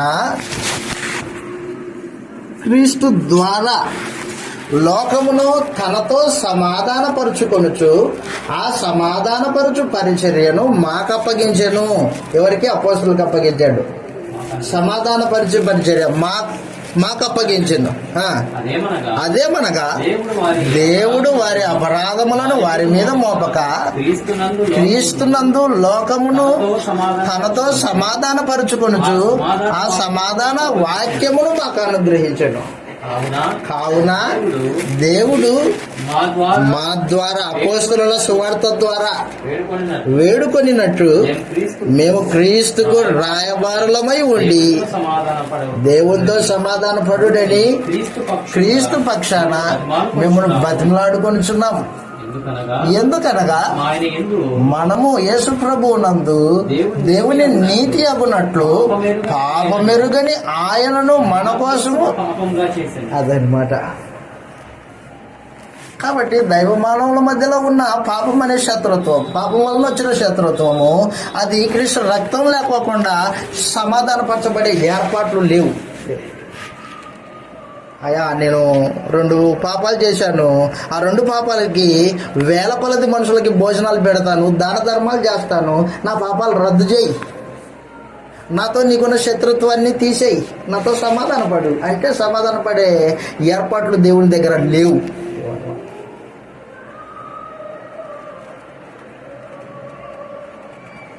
నువ్వు వేల మందికి భోజనాలు పెట్టు, దాన ధర్మాలు చేయి, అవన్నీ లెక్కలోకి రావు. నువ్వేం చేయాలంటే నాతో శత్రుత్వం పోవాలని ఆలోచన చేస్తున్నావా? అయితే క్రీస్తు రక్తమునందు విశ్వాసం ఉంచు. అప్పుడు నీ పాపాలకి క్షమాపణ, నీ పాపము జ్ఞాపకానికి రాకుండా నేను వదిలేస్తాను. అదన్నమాట. కాబట్టి క్రీస్తు శిలువ రక్తము దైవ మానవుల మధ్యలో ఉన్న శత్రుత్వాన్ని సమాధానపరచడానికి దేవుడు అనాదిలోనే సంకల్పం చేసుకొని పెట్టుకున్నాడు. ఆ సంకల్పానికి విరోధంగా నిన్ని తన వాణిగా స్వీకరిస్తాడా? ఏర్పాట్లు. కాబట్టి చూడండి, మనుషులు ఏం చేస్తున్నారంటే తను చేసిన పాపాన్ని. ఒక ఆయన ఒక రోజునంట బస్సు టికెట్ తీసుకోకుండా బస్సు ఎక్కాడంట. గమ్యం రాగానే దిగిపోయాడు, టికెట్ తీసుకోలే, దాచిపెట్టుకొని కూర్చున్నాడు, టికెట్ తీసుకోలే. వాక్యం విన్నాడు, తప్పు చేశాడని అర్థమైందంట. ఈసారి ఆయన 2 టికెట్లు తీసుకుంటాడంట. 2 తీసుకుంటే అప్పుడు సెల్ అయిపోతుంది, ఆ అభిప్రాయానికి వచ్చాడు. అలా చెల్లుబాటు అయ్యే పరిస్థితి కాదు ఇది. అదే 2 కాదు 100 తీసుకో టికెట్లు, బస్ అంతా కొను, నువ్వు చేసిన అపరాధానికి క్షమాపణ ఉండదు. అదే ఇది ఇదే అదన్నమాట. అది పోవాలంటే మరి ఎట్లా? మరి ఇప్పుడు యేసు ప్రభు రక్తము. కాబట్టి ప్రియులారా, నేను మీకేం చెప్తున్నానంటే సంఘము, క్రీస్తు ప్రభు సంఘము, రక్తం చేత కొనబడిన సంఘము దేవుని జ్ఞానమును సంపూర్ణంగా ఎరగాల. నేను భక్తి చేస్తున్నా, నేను బైబిల్ చదువుతున్నా, నేను ప్రార్థన చేసుకుంటున్నా, ఇది కాదు. దీనితో పాటు దేవుడు అనాది సంకల్పంలో దేన్ని ఏ ఉద్దేశం కొరకు ఏర్పాటు చేశాడో అది తేటగా గ్రహించాలా. అప్పుడు నీవు దేవుని యొక్క మనస్సును ఎరగడానికి, దేవుని చిత్తాన్ని జరిగించడానికి అవకాశం ఉంటుంది. అది వారానికి ఒకరోజు 2 గంటలు కూర్చొని చేసుకుంటే వచ్చేది కాదు. అది గ్రంథం దగ్గర కూర్చోవాలా, నేర్చుకోవాలి, చదవాలి దాన్ని. కదా ఫోన్ వచ్చింది మనిషికి, వెళ్ళిపోయాడు, మాట్లాడాడు. ఎవరికి విలువ ఇచ్చాడు? అరే నేను దేవుడి సముఖంలో ఉన్నానే, దేవుడు నాతో పాటు ఉన్నాడే, ప్రభువు నాతో పాటు ఉన్నాడు, ప్రభువు పరిశుద్ధులు ఉన్నారే. ఈ ఫోన్ ఉంటే ఏమన్నా జరగని, కొండ పేకలింపు పోని, నేను మాత్రం లేచేది లేదు. నిర్ణయం లేదు మనిషికి. ఎప్పుడొస్తుంది మరి ఇది? ఎప్పుడొస్తుందో నాకు తెలియదు. మరి గుర్తుపెట్టుకో, దేన్ని నిర్లక్ష్యపరుస్తున్నావో నీకు అది అర్థం కాకపోవచ్చు. నువ్వు చేస్తున్న పాపము, అపరాధము అది కొద్దిదే కావచ్చు, అది దేవుని దృష్టిలో ఎంత పెద్దదో నువ్వు గమనించలేకపోతున్నావు. అది వచ్చింది గొడవ. అబద్ధం చిన్నదే, మరి నరకానికి తీసుకెళ్ళేది అబద్ధమే, చిన్నదే కదా. నాలుక మడత పెట్టి మాట్లాడావు, ఇప్పుడు ఏం జరిగింది? నరకానికి తీసుకెళ్ళి చిన్నదే. గుర్తుపెట్టుకో, సముద్రం అంతా పాలు ఉన్న ఒక చిన్న సుక్క విషం చాలు. అలాంటిది పాపం. దానికి ప్రాయశ్చిత్తం చేయడం అంటే మామూలు సంగతి కాదు. ఆ నాదిలో దేవుడు సంకల్పించుకొని నిర్దోషమైన క్రీస్తు ప్రభువును, ఆయన అమూల్యమైన రక్తమును తన శరీరంలో పోషించి, అది కల్వరి శిలువలో, అయా నీకు కావాల్సింది నా రక్తమే కదా, ఇదిగో కోసి రక్తము ఒక గిన్నెలో పట్టుకొని మనుషులందరి కొరకు ఇస్తున్నానని చెప్పాడు యేసు ప్రభు. అట్లా పాప ప్రాయశ్చిత్తం జరగదు. ఆ రక్తమే కదా నీకు కావాల్సింది, అదిగో గిన్నెలో పట్టిస్తా, మనుషులందరికీ రక్షణ ఇచ్చేయి. అట్లా చేయలేదు. ఘోరమైన శిక్ష, కఠోరమైన బాధను అనుభవించి, వేదనతో కూడిన రక్తం. వాస్తవానికి శిలువ మరణం మామూలుది కాదు చెప్పాను మీకు పోయినసారి. మీకు పోయిన ఆదివారమే మాట్లాడాను నేను దాని గురించి. దాని విలువను గ్రహించకపోతే మన భక్తి వ్యర్థం. నేను ముందుకెళ్తున్నా. దేవుడు అనాదిలో క్రీస్తు శిలువ రక్తాన్ని ఆలోచన చేశాడు. అది దైవ మానవుల మధ్య శత్రుత్వాన్ని తీసేయడానికి ఆలోచన చేశాడు. అంత మాత్రమే కాదు, అపవాది మానవ జాతిని చిన్న భిన్నం చేసింది, ముక్క చెక్కలుగా చేసింది, పేలికలుగా చేసింది. నా కులం అంటే నా కులం, నా వర్ణం వేరే, నాకు నేను హోదా, నువ్వు తక్కువ. మానవ జాతి ఏమైపోయారు? ఒకడంటే ఒకడు పడని స్థితి. మనందరికీ తెలుసు, సున్నతి పొందిన వాళ్ళు ఇశ్రాయేలీలు, సున్నతి లేని వాళ్ళు అన్యజనులు. సున్నతి పొందిన వాళ్ళు ఎవరు? ఇశ్రాయేలీలు. సున్నతి పొందని వాళ్ళు అన్యజనులు. వేరు వేరే. ఇశ్రాయేలీలకి దేవుడు ఉన్నాడు, ఇశ్రాయేలీలకి నిబంధన ఉంది, ఇశ్రాయేలీలకి ఆజ్ఞలు ఉన్నాయి. అన్యజనులకి దేవుడు లేడు, నిబంధన లేదు, ఆజ్ఞలు లేవు. దేవుడే లేని జీవితం వీళ్ళది. వీళ్ళేమో దేవుడు కలిగిన వాళ్ళు. ధర్మశాస్త్రం ఉంది వీళ్ళకి. ఈ మధ్యలో ధర్మశాస్త్రం అనే ఒక అడ్డుగోడ ఉంది. అడ్డుగోడ ధర్మశాస్త్రం వేరు చేసిందన్నమాట. ఇది అన్యజనుల్ని, ఇశ్రాయేలుని ధర్మశాస్త్రం ఏం చేసింది? వేరు చేసింది. ఇప్పుడు యేసు ప్రభు ఏం చేస్తాడు? శిలువ రక్తంతో ఈ ధర్మశాస్త్రాన్ని కొట్టివేసి వీళ్ళిద్దరిని ఏకం చేస్తాడు అన్నమాట. అది క్రీస్తు శిలువ రక్తం ద్వారా జరగాలని దేవుడు అనాదిలో సంకల్పించుకున్నాడు. ఎఫెసీయులకు రాసిన పత్రిక 2వ అధ్యాయం 11వ వచనంలో ఈ మాట రాయబడింది. ఎఫెసీయులకు రాసిన పత్రిక 2వ అధ్యాయం 11వ వచనంలో, కాబట్టి సున్నతి గలవారు అనబడిన వారి చేత సున్నతి లేనివారు అని అనబడిన మీరు, కాబట్టి మునుపు శరీర విషయంలో అన్యజనులయుండి శరీరమందు చేతులతో చేయబడిన సున్నతి అనబడిన వారు గలవారు అనబడిన వారి చేత సున్నతి లేనివారు అనబడు మీరు ఇశ్రాయేలుతో సహపౌరసత్వం లేదు, వేరు వేరై ఉన్నారు. పరదేశులను వాగ్దానం లేదు, నిబంధన లేని పరజనులను, నిరీక్షణ లేని వాళ్ళు, లోకమందు దేవుడు లేని వారు అయ్యుండి, అదనమాట క్రీస్తుకు దూరస్తులై ఉన్నారు అన్యజనులు. ఒకప్పుడు ధర్మశాస్త్రం ఉన్నంత కాలం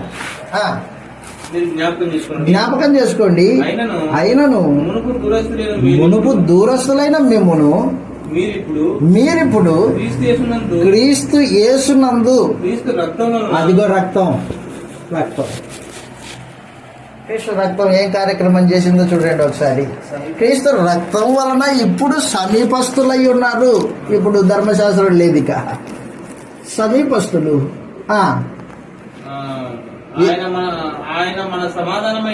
ఆయన క్రీస్తు ప్రభు మన సమాధానము. మనమంటే ఎవరెవరము? ఇశ్రాయేలీలు, అన్యజనులు.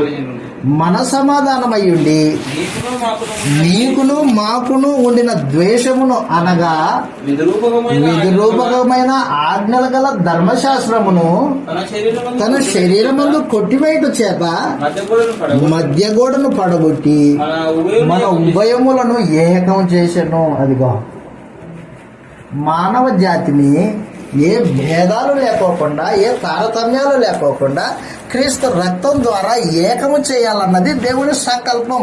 దేవుని సంకల్పం. ఏకమవుతారా? ఏకమవుతారు. ఎక్కడ ఏకమవుతారు? ఎలా ఏకమవుతారు? అడ్డుగోడలు పడగొడితే ఏకమవుతారు. రక్తం ద్వారా ఏకం చేస్తా. ఏ రక్తము? నిర్దోషమైన రక్తము, గొర్రెపిల్ల రక్తం. మానవ జాతిని ఏకం చేయడానికి ఆలోచన చేశాడు అన్నమాట పరమాత్ముడు. ఒకరోజు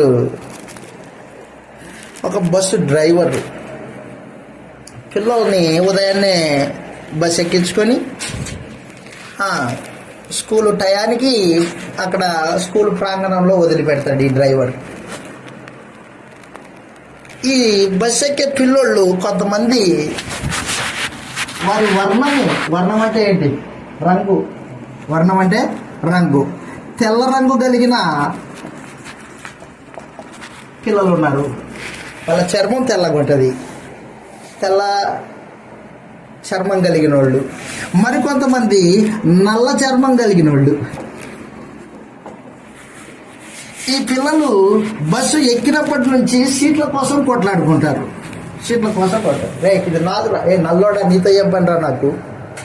గొడవ అనమాట, నల్లోడికి తెల్లోడికి. ఆ గొడవ భరించలేకపోతున్నాడు డ్రైవర్. ఒకరోజు భరించేకి రోజు అదే తొంతి. ఒకరోజు ఏం చేశాడంటే మార్గ మధ్యంలోనే స్కూల్ వస్తుండగానే మధ్యలో ఆపేశాడు. రే అందరు దిగండి, పిల్లలందరినీ తెల్ల ఉండి అందరినీ బస్సు దింపాడు. బస్సు దింపేసింది. అయిపోయిన తర్వాత ఆ వాకిల దగ్గర నిలబడి చెయ్యి అడ్డం పెట్టుకుని, రే ఈ బస్సు పసుపు పచ్చ రంగు కలిగిన వాళ్ళకి ఉద్దేశించింది. మీలో ఎవడైనా పసుపు పచ్చ రంగు కలిగిన వాళ్ళు ఉన్నారా? అయితే బస్సు ఎక్కండి అన్నాడు. తెల్లోడు, నేను తెల్లోడిని, పసుపు పచ్చ నాకు సంబంధించింది కాదన్నాడు. నల్లోడు, నేను నల్లోడిని, పసుపు పచ్చ కాదు. అట్లయితే నేను బస్సు ఎక్కి, నేను పసుపచ్చ అయితేనే ఎక్కండి అన్నాడు. ఏం చేస్తారు? చదువు మీద శ్రద్ధ కలిగిన వాడు తెల్లోడు ఏం చేశాడంటే, అయ్యా నువ్వు అన్నట్టు నేను పసుపచ్చ రంగు కలిగిన వాడిని అన్నాడు. బట్ నేరుగా ఎక్కి సీట్లో కూర్చున్నాడు. ఇంకెవరైనా ఉన్నారా మీలో పసుపచ్చ రంగు? ఒకటి తర్వాత ఒకడు నేను పసుపచ్చ అనుకుంటే అంత బస్సు ఎక్కాడు. అందరూ సమానంగా ఒకరి పక్కన ఒకడు కూర్చొని మాట్లాడుకుంటున్నాడు. సంతోషంగా వెళ్ళాడు. Bus driver. ఇంకేమర్థమైంది? అలాంటి ఏ విధమైన భేదాలు క్రీస్తు ప్రభు సంఘంలో ఉండకోకుండా ఉండడానికి దేవుడు క్రీస్తు రక్తాన్ని ఉద్దేశించాడు. మాది మాల కులం, మాదిగ కులం, ఫలానా కులం అని మాట్లాడుతున్నాడే, వాడికి క్రీస్తు తెలియదా? రక్తం విలువ తెలియదు వాడికి. మనుషులు అంతా బాగానే ఉంటుంది. ఎప్పుడైతే వివాహాల దగ్గరకు వస్తాడో అక్కడ మా కులపోడిని చూడండి, మా కులమోడు కావాలంట. ఏం కులం మీది? మాదా రెడ్డి. మీ రెడ్డి కులం యేసుప్రభు రక్తంలో ఎరుపుగా మారలేదా? అదే మారలా. మారకపోతే యేసుప్రభు రక్తం నీకెలా వర్తిస్తుంది? సస్తే నరకానికి వెళ్తావు అంతే. ఈ రోజున ఆయా ప్రాంతాల్లో తిరుగుతున్నాను కదా, నాకు అర్థమవుతుంది. అనేక మంది, ఎంతమంది మనుషులు కులం చచ్చిపోలా. అంతరంగంలో భేదాలు, బీజాలు అలాగే ఉండిపోయాయి. కానీ కృష్ణ ప్రభు సంఘం అంటాడు రొట్టెలో పాల్పంపులు పొందుతాడు. అంతరంగంలో కులం చచ్చిపోలేదే. వాడు ఫలానా, నేను వాళ్ళ ఇంట్లో భోజనం చేయను, చచ్చిపోలా, కులం చచ్చిపోలా. కాబట్టి కృష్ణ ప్రభు సంఘంలో ఏ విధమైన భేదాలు లేని సమాజాన్ని దేవుడు ఏర్పాటు చేయడానికి క్రీస్తు ప్రభు రక్తాన్ని ఉద్దేశించాడు అన్నమాట. సంఘం అంటే ఒకే జనాంగం, ఒకే రక్తం చేత కొనబడిన వాళ్ళు. భేదాలు ఉండకూడదు, తారతమ్యాలు అసలే ఉండకూడదు, కుల భేదాలు, వర్ణ భేదాలు ఉండకూడదు. ఒకే రక్తం చేత కడగబడిన వాడు. గలతీలకు రాసిన పత్రిక 3వ అధ్యాయము 26వ వచనంలో ఈ మాటలు రాయబడ్డాయి. బాప్తిస్మం పొందినప్పుడు నీ కులము క్రీస్తు ప్రభు రక్తంలో కడిగివేయబడకపోతే అది నీకు రక్షణ లేదు అంటుంది. గలతీలకు రాసిన పత్రిక 3వ అధ్యాయము 26వ వచనంలో ఇలాగంటున్నాడు, యేసుక్రీస్తునందు మీరందరూ అదిగో విశ్వాసము వలన దేవుని కుమారులై ఉన్నారు. దేవుని కుమారులు మీరు, విశ్వాసం వలన దేవుని కుమారులు. క్రీస్తులోనికి బాప్తిసం పొందిన మీరందరూ క్రీస్తును ధరించుకుని ఉన్నారు. ఇందులో యూదుడని, గ్రీసు దేశస్థుడని లేదు, దాసుడని, స్వతంత్రుడని లేదు, పురుషుడని, స్త్రీ అని లేదు. యేసుక్రీస్తునందు మీరందరూ ఏకముగా ఉన్నారు. మీరు క్రీస్తు సంబంధులైతే ఆ పక్షమందు అబ్రహాము యొక్క సంతానమై ఉండి వాగ్దాన ప్రకారం వారసులై ఉన్నారు. యూదుడిని నేను, నీకేం గొప్ప, నువ్వు అన్యజనుడివి, నేను యూదుడిని, ధర్మశాస్త్రం కలిగి. అలాంటిది కృష్ణ రక్తం ఏం చేసింది అనమాట, కొట్టేసింది. యూదుడని లేదు, గ్రీసు దేశస్థుడని లేదు, యజమానుడని లేదు, దాసుడని లేదు, స్త్రీ అని లేదు, పురుషుడు లేదు. బాప్తిస్మంలో ఏకం చేయబడ్డారు. నేను చెప్పాను మీకు ఉదాహరణ, బస్సు డ్రైవర్ చెప్పాడు పసుపు రంగు అయితే రండి అన్నాడు అనమాట. అలాగే కృష్ణ ప్రభు రక్తంలో కడిగివేయబడిన వాడైతే, దాని విలువ తెలిసిన వాడైతే నేను ఫలానా అని గొప్ప చెప్పుకోడు. ఆ బీజాలు, లోక సంబంధమైన బీజాలు క్రీస్తు యేసు సంఘంలో పనికిరావు. అవి ఆ బీజాలు చచ్చిపోతేనే క్రీస్తు సంఘ సభ్యుడు అవుతాడే తప్ప క్రీస్తు సంఘ సభ్యుడు కాలేడు. అయా నాకు భక్తి ఉంది, బైబిల్ చదువుతాను, ప్రార్థన వాక్యం కూడా చెబుతాను, కానీ నా కులం ఏదో తెలుసా నీకు అంటాడు. అంతే, ఇంక పోయిందాడా. కాబట్టి ఏ విధమైన భేదము లేని, ఏ విధమైన తారతమ్యం లేని ఏక జనాంగముగా మానవ జాతిని చేయడానికి కృష్ణ ప్రభు రక్తాన్ని దేవుడు అనాదిలో సంకల్పించాడు. సంతం ఇలాగ రాయబడింది. ఎఫెసీ పత్రిక 3వ అధ్యాయం 3వ వచనంలో దేవుని మర్మం చెబుతున్నాడు చూడండి. అక్కడ ఎఫెసీ పత్రిక 3వ అధ్యాయం 3వ వచనంలో ఇలాగ రాయబడింది. ఎట్లనగా దేవదర్శనం వలన, క్రీస్తు మర్మము దేవదర్శనం వలన, క్రీస్తు మర్మము దేవదర్శనం వలన నాకు అనుగ్రహింపబడిన సంగతి మునుపు సంక్షేమముగా రాసి తిని మీరు దాన్ని చదివిన ఎడల దానిని బట్టి ఆ క్రీస్తు మర్మమును నాకు కలిగిన జ్ఞానమును గ్రహించుకొనగలరు. ఈ మర్మం ఇప్పుడు నాకు ఆత్మ మూలంగా దేవుని పరిశుద్ధులకు అపోస్తలులకును ప్రవక్తలకును బయలుపరచబడి ఉన్నట్టుగా పూర్వకాలమందు మనుషులకు తెలియపరచబడలేదు. ఈ మర్మం ఏదంటే అదిగో అన్యజనులు సువార్త వలన క్రీస్తు ప్రభువు నందు యూదులతో పాటు సమాన వారసులు, ఒక శరీరంలో సాటి అవయవాలు, వాగ్దానంలో పాలిభాగస్తులై ఉన్నారు అనున్నదియే ఆ మర్మము. ఆ మర్మము క్రీస్తు శిలువ రక్తం ద్వారా నెరవేర్చబడింది, రుజువు చేయబడింది. అదన్నమాట. నీకేమన్నా ఇంకో విషయం చెప్పనా, మాలమాదిగా అనే ఈ రెండు కులాల్లోనే వ్యత్యాసం. అనంతపూర్లో ఒక కుటుంబం ఉంది, పేరు చెప్పడం. మేము ఫలానా అండి, ఫలానోళ్ళే కావాలా మాకి అన్నారు. నేనేం చేసేది అప్పుడు, ఇక మీకు దండం, నన్ను అడక్కండి అన్నాను.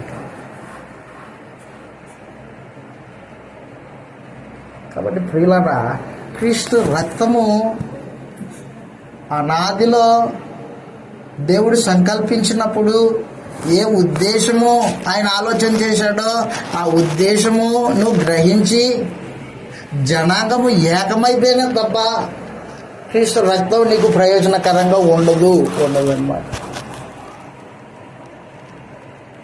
టైం అయింది. ఒక విషయాన్ని చెప్పి నేను ముగించేస్తాను, మరలా వచ్చినప్పుడు కంటిన్యూ చేస్తాను. ఒక విషయం ఏంటంటే, క్రీస్తు ప్రభు శిలువ రక్తము చేసే మహత్తరమైన కార్యక్రమం ఏంటంటే,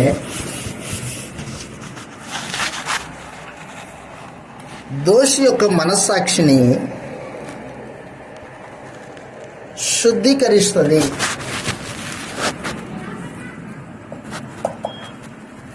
దోషి యొక్క మనస్సాక్షిని శుద్ధీకరిస్తుంది యేసు ప్రభు రక్తం. దోషి ఎవరు? దోషి ఎవరైతే దోషం చేశాడో వాడు దోషి. దోషం చేసిన వాని దోషము వాని మనస్సాక్షి లోపల ఉంటుంది, మనస్సాక్షిలో ఉంటుంది. ఈ మనస్సాక్షి ఏం చేస్తుంటదంటే, దోషం చేసిన వాడిని రే నువ్వు దోషివి దోషివి దోషివి అని చెబుతూ ఉంటుంది అనమాట. మనస్సాక్షి దోషం చేసిన వాడిని దోషి అని చెబుతుంది, దోషం లేని వాడిని దోషం లేదులే నువ్వేం భయపడొద్దు అని కూడా ఆదరిస్తుంది. దోషం చేసిన వాడు మనస్సాక్షి చేత గద్దింపు పొందుతూనే ఉంటాడు. ఒక ఆయన దొంగతనం చేశాడు. దొంగతనం చేసిన తర్వాత అక్కడ చుట్టూ ఉన్న వారందరికీ తెలిసిపోయింది అతడే దొంగని. నువ్వే దొంగతనం చేశావు అందరూ అదే అన్నారు. కానీ ఇతడు అంటున్నాడు, నేనేం చేయలేదు, నేనేం దొంగని కాదే అని గర్వమాయించుకొని అక్కడి నుంచి వెళ్ళిపోయాడు. ఇంటికి వెళ్ళి ఒంటరిగా కూర్చున్నాడు. కూర్చుంటే లోపల మామూలు దంచుడు కాదు మనస్సాక్షి. నువ్వు నిజంగా దోషం చేసావు, దొంగతనం చేసావు, అంతమంది ఎదుట దోషాన్ని ఒప్పుకోకుండా వచ్చావే అని లోపల గద్దిస్తుంది మనస్సాక్షి. నెమ్మది లేదు.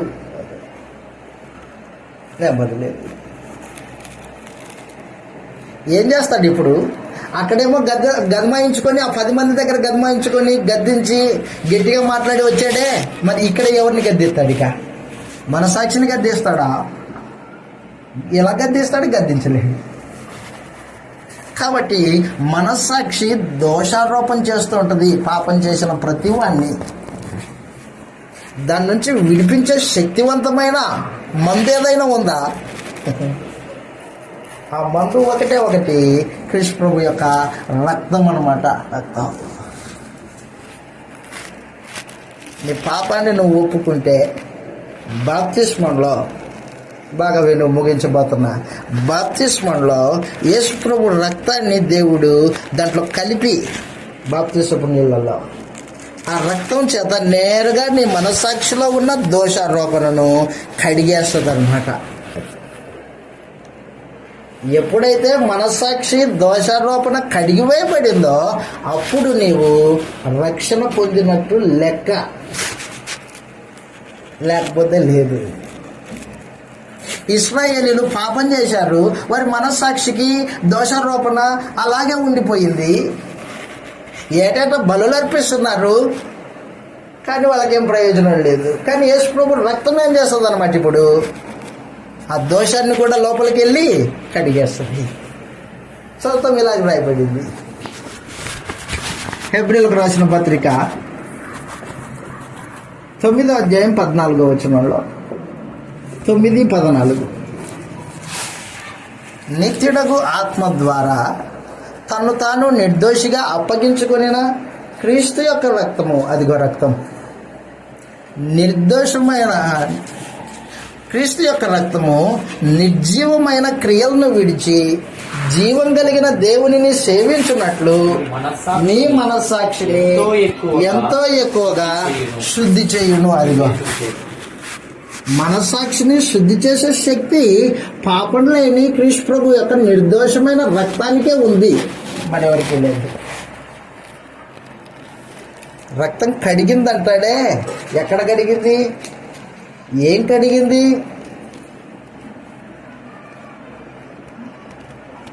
తెలియదు.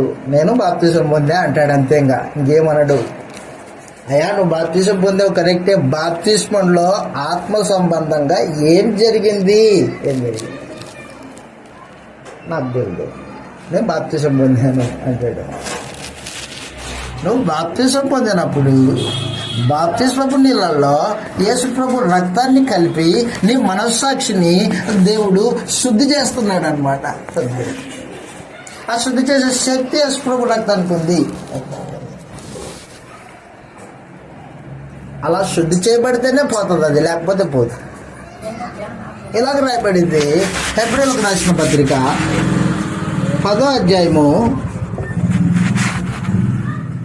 హెబ్రీయులకు రాసిన పత్రిక 10వ అధ్యాయం 21వ వచనం నుండి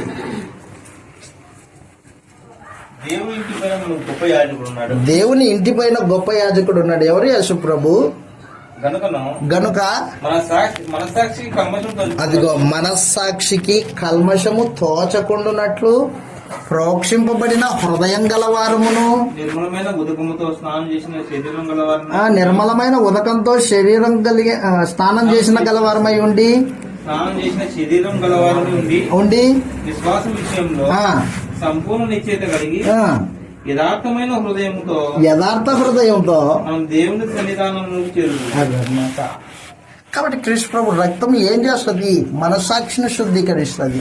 ఎప్పుడైతే మనస్సాక్షి శుద్ధీకరింపబడిందో అప్పుడు దేవుని సన్నిధానానికి ధైర్యంగా రాగలుగుతాడు మనిషి. అప్పుడు దేవుని సేవ చేయడానికి నీవు అర్హుడవి, లేకపోతే లేదు. కాబట్టి ఈ రోజున మనుషులు పైన సంగతులు చూసుకుంటూ పైన భక్తి చేసుకుంటూ మేము రక్షింపబడ్డాం. సస్య తెలుస్తుంది నువ్వు రక్షింపబడ్డావో లేదో. అంతకు ముందే గ్రంథం దగ్గర కూర్చుంటే చెబుతుంది, రక్షింపబడితే యేసుప్రభు రక్తము నీ మనస్సాక్షిని శుద్ధి చేస్తుంది. ఎప్పుడైతే మనస్సాక్షి శుద్ధి చేయబడిందో దేవుణ్ణి సేవించడానికి నీకు ధైర్యం వస్తుంది అన్నమాట. అదే చెప్పాడు 9:14 మీ మనస్సాక్షిని శుద్ధీకరించాడు. దేనికోసం శుద్ధీకరింపబడింది? అది నిర్జీవ క్రియలను విడిచి జీవం కలిగిన దేవునిని సేవించడానికి, అదిగో దేవుని సేవ చేయడానికి. హెబ్రీ పత్రిక 10:21 అంటున్నాడు, నిర్మలమైన మనస్సాక్షి అన్నాడు. మనస్సాక్షి నిర్మలంగా ఉంది, ఇప్పుడు నెమ్మదిగా ఉంది. నిర్మలమైన మనస్సాక్షి ఇచ్చు ప్రత్యుత్తరమే మనస్సాక్షి కల్మషం తోచకుండానట్లు ప్రోక్షింపబడిన హృదయం గలవారు. అదిగో హృదయం రక్తం చేత ప్రోక్షింపబడింది అన్నమాట. అక్కడ యేసుప్రభు రక్తం నేరుగా ఎక్కడ వెళ్ళింది? హృదయం దగ్గరికి వెళ్ళింది. హృదయం మీద ప్రోక్షింపబడింది. ప్రోక్షింపబడిన హృదయం గలవారును నిర్మలమైన ఉదకముతో, ఉదకం అంటే నీళ్లు, స్నానం చేసిన గలవారమును, శరీరం గలవారమునై ఉండి విశ్వాసం విషయంలో, అదిగో విశ్వాస విషయంలో సంపూర్ణ నిశ్చయత కలిగి. ఇప్పుడు నేను రక్షింపబడ్డాను. అప్పుడు వస్తుంది విశ్వాసం, సంపూర్ణ నిశ్చయత. నేను రక్షింపబడ్డా, నాకే ఇబ్బంది లేదు చనిపోతే. కాబట్టి అతి నిశ్చయత నీకు కలగడానికి దేవుడు యేసుప్రభు రక్తాన్ని ఆ నదిలోనే ఏర్పాటు చేసి పెట్టి కాలం పరిపూర్ణమైనప్పుడు జరిగించుకుంటూ వచ్చాడు అనమాట. ఆయన మార్గం, ఆయన చిత్తం ఏ రీతిగా జరిగించాడో దాన్ని నువ్వు గ్రహించకపోతే రక్షణ నీకు అనుమానమే. ఇవేమీ తెలియదు, వాక్యం నడిపిస్తాడట మనిషి. ఇవేమీ తెలియదు, నేను ప్రసంగికుణ్ణి అంటాడు. ఎవరిని మోసం చేయడానికి? నిన్ను నీవు మోసం చేసుకుంటున్నావు, 10 మందిని మోసం చేస్తున్నావు. కాబట్టి కృష్ణుడు రక్తము మనస్సాక్షిని శుద్ధీకరించి నేరుగా దేవుడి సముఖానికి తీసుకెళ్లే ధైర్యాన్ని ఇస్తుంది అనమాట కృష్ణుడు రక్తం. పేతురు గారు రాసిన మొదటి పత్రిక 3వ అధ్యాయము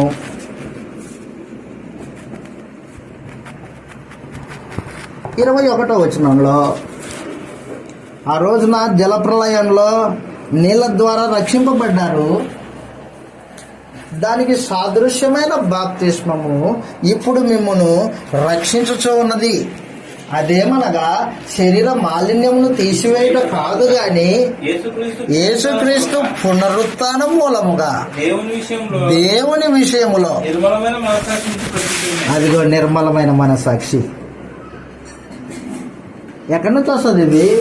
యేసుప్రభు రక్తం ద్వారా నీ మనస్సాక్షి శుద్ధి చేయబడితే వస్తుంది అది.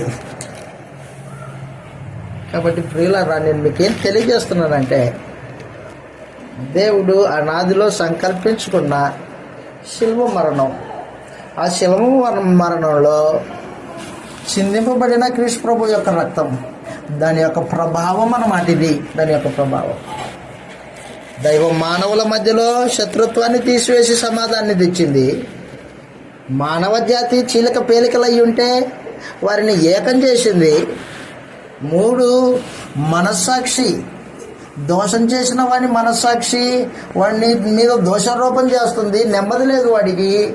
అలాంటి వాడు క్రీస్తు ప్రభు రక్తమునందు విశ్వాసం ఉంచితే,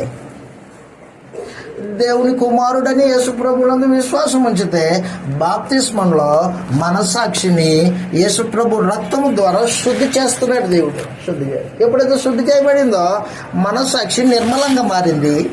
నిర్మలమైన మనస్సాక్షి దేవుణ్ణి సేవించడానికి ఉపయోగపడుతుంది. నీ మనస్సాక్షిలో నెమ్మది లేకపోతే దేవుణ్ణి ఏం ప్రార్థిస్తావు నీవు? ఏమో ఈరోజు ప్రార్థనకి రాను నేను అన్నాడు. ఎందుకు రావు? నెమ్మది లేదు లోపల అన్నాడు. అంటే నెమ్మది లేకపోతే దోషారోపణ ఉంటుంది. దోషారోపణ కలిగిన మనస్సాక్షి దేవుడి సముఖంలో ఆరాధన చేయడానికి పనికి రాదు. కృష్ణ రక్తము నెమ్మది కలిగిన మనస్సాక్షిని నీకు దయచేసి హృదయాన్ని ప్రోక్షించి యథార్థమైన సేవ చేయడానికి దేవుడి సముఖానికి తీసుకొస్తుంది నిన్ను. అలాగూ ఏర్పాటు చేశాడు ఆయన. నేను బాప్తిసం పొందానని చెప్పొద్దు. నువ్వు బాప్తిసం పొందితే నీ మనస్సాక్షి శుద్ధీకరింపబడాలి కదా.